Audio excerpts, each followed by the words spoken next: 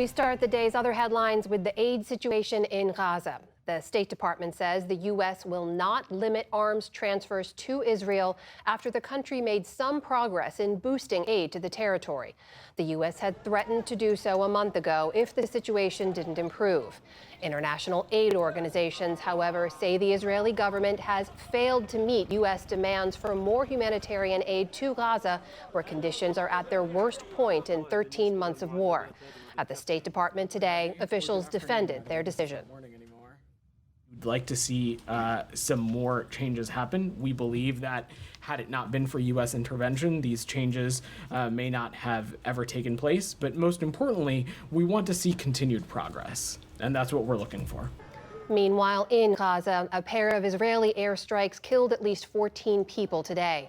Hospital officials in the southern city of Khan Yunis say 2 children were among the dead.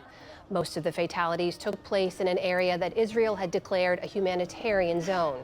The Israeli military had no immediate comment on the strikes. Separately, a rocket fired from Lebanon killed at least 2 people in northern Israel today, part of an ongoing exchange of fire across the Israel-Lebanon border. Also today, Israel launched attacks on the suburbs of Lebanon's capital. One hit an apartment building east of Beirut, killing at least 6 people.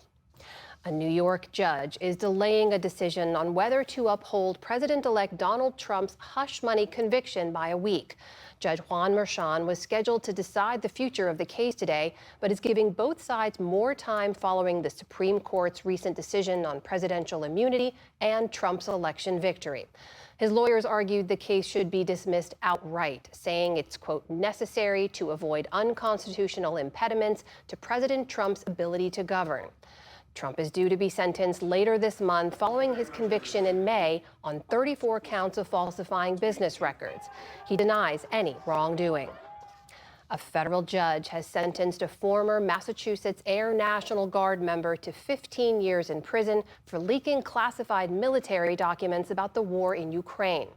Jack Teixeira pleaded guilty earlier this year to 6 counts of willful retention and transmission of national defense information.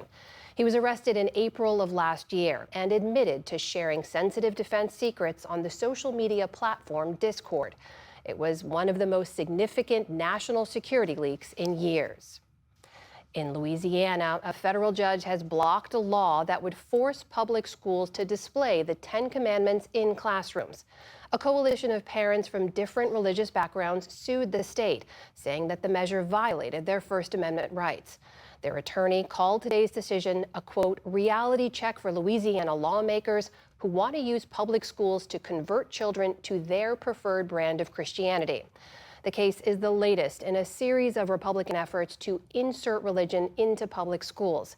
Louisiana's Republican Attorney General plans to appeal. The head of the Church of England stepped down today amid pressure to resign over an abuse cover-up scandal. An investigation found that Justin Welby failed to report a serial physical and sexual abuser to police when he became aware of it back in 2013. In a statement, Welby says he takes personal and institutional responsibility, adding, quote, I hope this decision makes clear how seriously the Church of England understands the need for change. As Archbishop of Canterbury, Welby serves as the symbolic head of the Anglican Communion, which has more than 85 million members in 165 countries.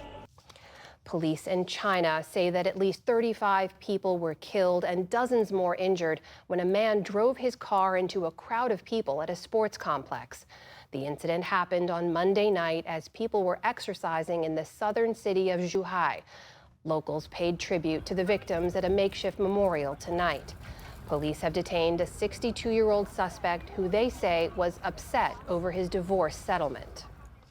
For the first time, a jury has found a U.S. defense contractor legally responsible for contributing to the torture of detainees at Abu Ghraib prison during the Iraq War.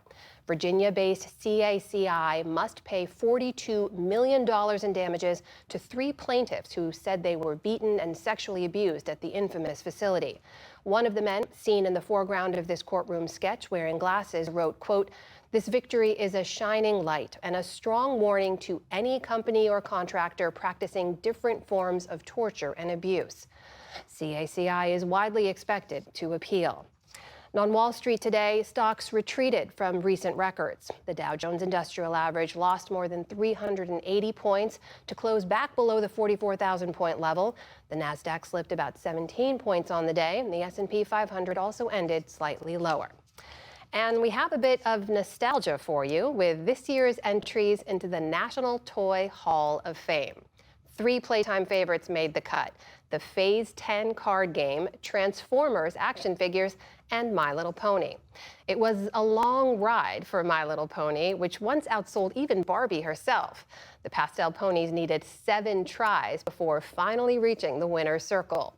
Those 3 beat out 9 other finalists. They included Pokemon trading cards, Hess trucks, and classics like balloons, the trampoline, and the stick horse. Maybe someday. Still to come on the NewsHour, what Trump's picks to lead the EPA signals for environmental rules and regulations. Amid political shakeups, we speak with the family of hostages still held in Gaza.